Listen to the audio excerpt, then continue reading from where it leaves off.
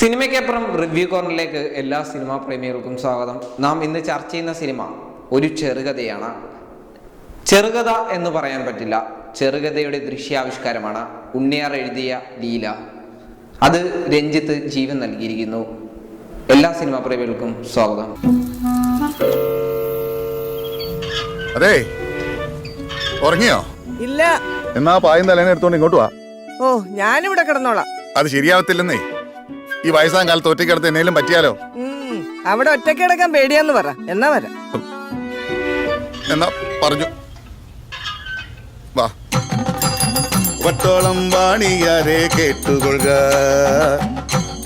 ഉണ്ണിയാറിന്റെ ചെറുകഥയായ ലീല രഞ്ജിത്ത് ദൃശ്യവൽക്കരിക്കുമ്പോൾ ചെറുകഥയുടെ അവതരണ ശൈലിയിൽ നിന്നും പുതിയ ഒരു അവതരണ ശൈലിയാണ് രഞ്ജിത്ത് കാത്തു സൂക്ഷിക്കുന്നത്.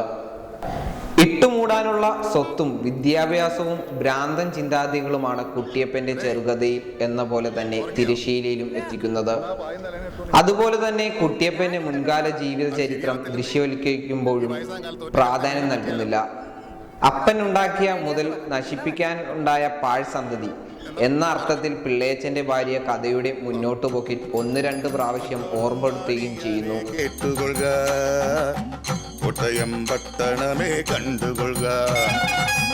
പിള്ളേച്ചൻ കുട്ടിയപ്പന്റെ നിഴലുപോലെ പിറകിൽ നടക്കുന്ന കഥാപാത്രം വിജയരാഘവനാണ് ചെയ്തത്. പിള്ളേച്ചന്റെ അച്ഛൻ കുട്ടിയപ്പന്റെ തറവാട്ടിലെ കാര്യസ്ഥനായിരുന്നു. അതുകൊണ്ട് തന്നെയാണ് ഭാര്യയുടെ ശക്തമായ എതിർപ്പ് അവഗണിച്ചും കുട്ടിയപ്പന്റെ കൂടെ കറക്കമാണ് പ്രധാന ദൗത്യം.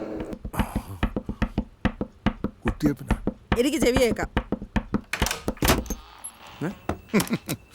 ടീച്ചറെ, ശിവരാത്രി ഉണ്ടേ.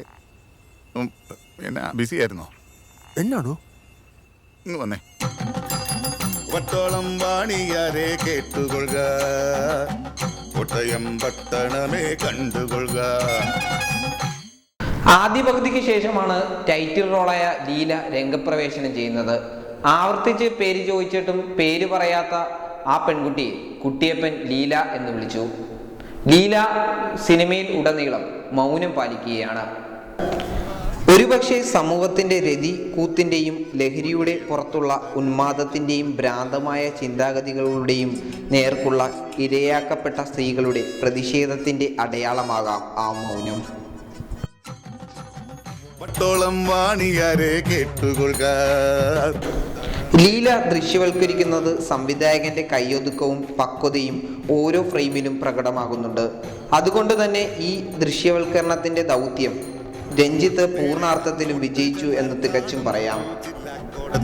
നേരെ അങ്ങോട്ട് ചെന്നാൽ കാണുന്നൊരു ജില്ലാ കോടതി, കൊടികെട്ടി പറപറക്കണ പുലികളായ വക്കീലന്മാർ, കെട്ടി തോമസും ശൻകുണ്ണി മേനോനും, കെട്ടി മത്തായുടെ വക്കീലാഫീസും BCM കോളേജും സെന്റ് ആൻഡ് സ്കൂളും. കുട്ടിയപ്പനെ ബിജുമേനോൻ തന്നെയാണ് തിരശ്ശീലയിൽ എത്തിക്കേണ്ടത് എന്ന് പലപ്പോഴും തോന്നും. മികച്ച പ്രകടനമാണ് കാഴ്ചവെച്ചിരിക്കുന്നത്.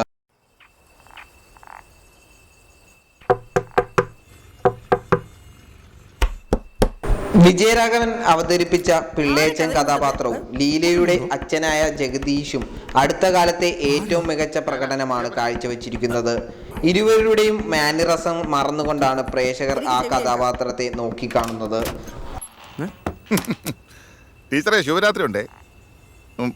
എന്നാ ബിസി ആയിരുന്നോ? അതെ, ഉറങ്ങിയോ? ഇല്ല. എന്നാ പായും തലേനെ എടുത്തോണ്ട് ഇങ്ങോട്ട് വാ. ഓ, ഞാനിവിടെ കിടന്നോളാം. അത് ശരിയാവത്തില്ലെന്നേ. ഈ വയസ്സാം കാലത്ത് ഒറ്റയ്ക്കിടത്ത് എന്നേലും പറ്റിയാലോ? അവിടെ ഒറ്റയ്ക്ക് കിടക്കാൻ പേടിയാന്ന് പറ, എന്നാ വരാം.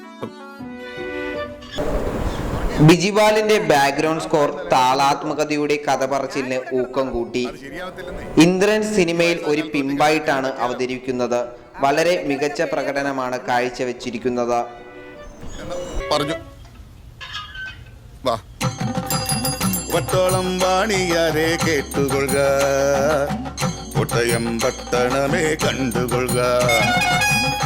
ഉണ്ണിയാറിന്റെ ലീല ചെറുകഥ മുമ്പ് വായിച്ചിട്ടുള്ള വായനക്കാർക്ക് നിങ്ങളുടെ മനസ്സിലെ ദൃശ്യാനുഭവം വിട്ടുകൊടുക്കാത്തുള്ള മനോഭാവമാണ് കാണിക്കുന്നതെങ്കിൽ ഒരുപക്ഷെ ലീല നിങ്ങൾക്ക് രസിച്ചോണം എന്നില്ല. മറിച്ച് ചിന്തിക്കാനും ചിരിപ്പിക്കാനുമുള്ള ഒരു കലാരൂപത്തെ അടുത്തറിയാനാണ് ശ്രമിക്കുന്നതെങ്കിൽ ഉണ്ണിയാറിന്റെ ലീലയുടെ പൂർണ്ണതയാണ് രഞ്ജിത്തിന്റെ ഈ Leela. Signing off Sinan cinema ലോകത്തു നിന്നും സ്കൈലാർ പിക്ചേഴ്സ്.